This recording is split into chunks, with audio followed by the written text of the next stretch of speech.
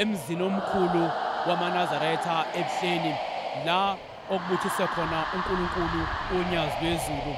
La emva kwami njengoba kulwesibili izinsuku ziwu8 uzokhumbula ukuthi namhlanje njengoba kulwesibili nje izolo bekade kuphuma izintombi zaleli bandla noma amakhosazane aya lapha eNtanda la afika ahlala khona ke ubusuku bonke njengoba ke kuthe ngezintatha zanamhlanje ngithi ngehora lesine abuya eNtanda esezongena emzini omkhulu oyingcwele khona la ebuhleni njengoba ke kuyinyanga le kaJuly lo mkhosi owenziwa njalo uma ku July la ebuhleni.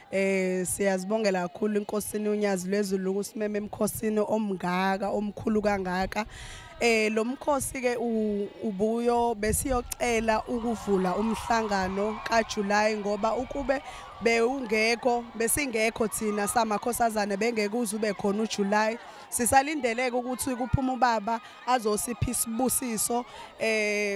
Nje sibonga kakhulu inkosini unyazi lezulu ukuthi sihambe kahle saya phezulu le eNtanda.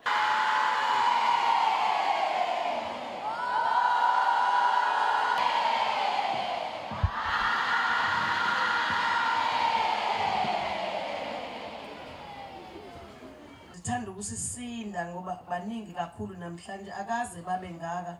Mangithatha ukubabuka ungathi kuyaqala ukuthi babe baningi kangaka.